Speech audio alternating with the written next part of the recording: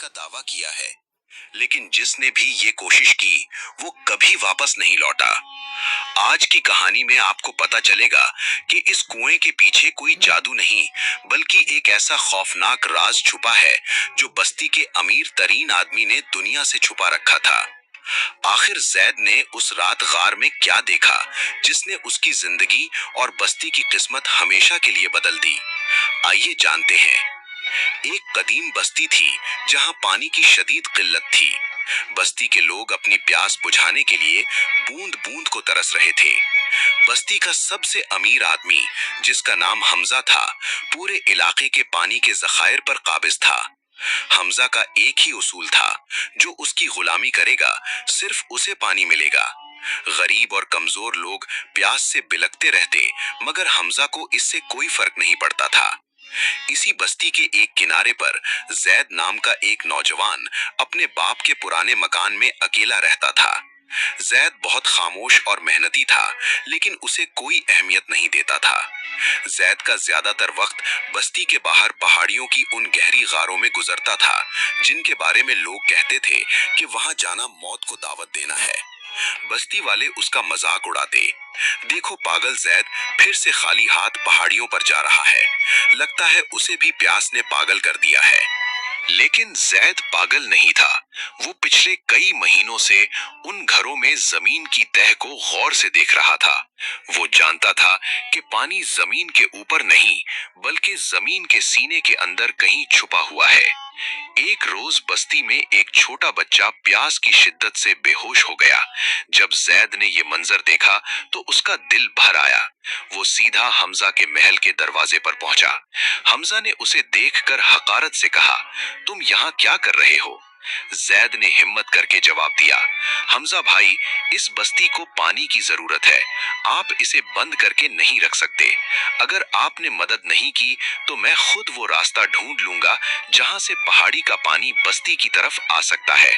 हमजा जोर से हंसा और बोला, अगर तुम इस पहाड़ी के उस पार से पानी ले आए तो मैं ये बस्ती तुम्हारे नाम कर दूंगा। लेकिन याद रखना, इस पहाड़ी के पीछे जो घर है वहां सिर्फ अंधेरा और मौत है। कोई वहां से जिंदा वापस नहीं आता। जैद ने हमजा की चैलेंज कबूल कर ली। वो जानता था कि ये सिर्फ पानी का मसला नहीं, बल्कि बस्ती की बका का सवाल है। उसने अपने कंधे पर कुल्हाड़ी रखी और बस्ती वालों की नजरों से बचता हुआ उसी मनहूस पहाड़ी की तरफ निकल गया जहां से कोई वापस नहीं आता था। रात का वक्त था और पहाड़ी के करीब पहुंचते ही माहौल बहुत खौफनाक हो गया था। जैसे ही जैद ने पहाड़ी के दामन में एक मखसूस जगह पर कुल्हाड़ी का पहला वार किया तो उसे जमीन के अंदर से ऐसी गूंज सुनाई दी जैसे कोई बहुत बड़ा दरवाजा बंद किया जा रहा हो। कुल्हाड़ी के पहले वार से ही पहाड़ी ऐसे लरज उठी जैसे कोई सोया हुआ देव जाग उठा हो। बस्ती के मुहाफिज जो जैद का पीछा कर रहे थे, एक बड़ी चट्टान के पीछे दुबक गए थे। उन्हें लगा कि जैद ने शायद किसी ऐसी चीज को छेड़ दिया है जो इंसानों के लिए नहीं बनी। लेकिन जैद पीछे नहीं हटा। उसने एक और जोरदार वार किया और अब पत्थर के टूटने की आवाज के बजाय जमीन के अंदर से पानी के बुलबुलाने की मध्यम सी आवाज आने लगी। जैद ने कुल्हाड़ी एक तरफ रखी और अपने हाथों से मिट्टी और छोटे पत्थर हटाना शुरू कर दिए। वो एक तंग और अंधेरी गार का दहाना था, जिसके अंदर से अजीब सी ठंडी हवा आ रही थी। वो हवा ऐसी थी जैसे किसी बंद जगह से सदियों बाद कोई सांस ले रहा हो। जैद को मालूम था कि अगर वो यहाँ रुक गया तो हमजा के आदमी उसे पकड़ लेंगे और उसके इरादे खाक में मिल जाएंगे। उसने खुदा का नाम लिया और गार के अंदर छलांग लगा दी। अंदर का माहौल बाहर से बिल्कुल अलग था। दीवारों पर ऐसी कई काई जमी हुई थी जो तारीकी में मध्यम रोशनी दे रही थी। जैद आहिस्ता आहिस्ता आगे बढ़ता रहा, लेकिन उसे एक अजीब सी खलिश महसूस हो रही थी। उसे बार बार ऐसा लग रहा था जैसे कोई उसके पीछे चल रहा है।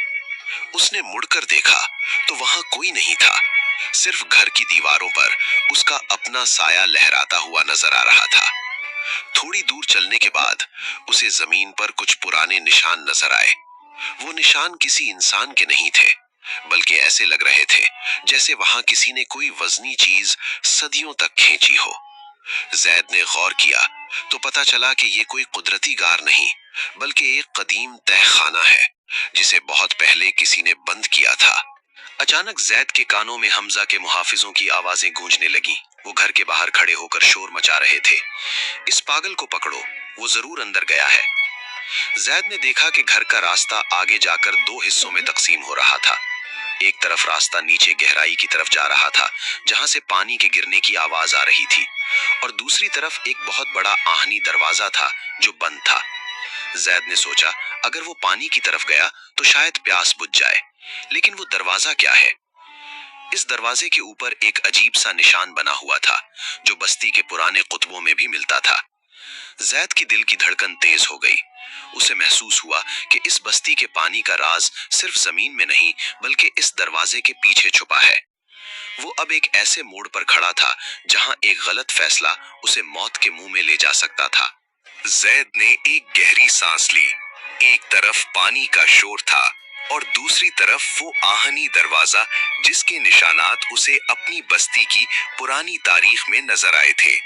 उसने कुल्हाड़ी जमीन पर रखी और इस भारी दरवाजे को धक्का दिया। दरवाजा चीखता हुआ खुल गया। अंदर का मंजर देखकर जैद के पैरों तले से जमीन निकल गई। वो कोई आम घर नहीं बल्कि सदियों पुराना एक ऐसा जेरे जमीन जखीरा था जो मुकम्मल तौर पर खुश्क हो चुका था। वहां बस्ती के बुजुर्गों के जमाने के निशानात मौजूद थे जो ये बताते थे कि ये बस्ती कभी कितनी खुशहाल हुआ करती थी। दरवाजे के पार एक बड़ा हॉल था जिसके बीचों बीच एक अजीब सा पथरीला सुतून बना हुआ था। जैद इस सुतून के करीब पहुंचा तो उसे महसूस हुआ कि जमीन हिल रही है। अचानक उसे घर के दूसरे कोने से किसी के कदम की चाप सुनाई दी। वो हमजा के आदमी थे जो अंदर दाखिल हो चुके थे। हमजा का खास मुहाफिज जोर से हंसा। तुम्हारी हिम्मत की दाद देनी पड़ेगी जैद, लेकिन अब तुम इस राज के साथ बाहर नहीं जा सकोगे, क्योंकि हमजा को चाहिए कि ये राज सिर्फ उसके पास रहे ताकि वो बस्ती वालों को अपनी गुलामी में रख सके। मुहाफिज ने अपनी तलवार म्यान से निकाली। जैद के पास अब कोई रास्ता नहीं था। उसने देखा कि इस सुतून के पास एक छोटा सा पत्थर का बटन नुमा उभार है। उसने अपनी आखिरी कोशिश के तौर पर अपनी पूरी ताकत से इस पत्थर को दबाया। जैसे ही उसने बटन दबाया, पूरी गार जलजले की तरह लरजने लगी।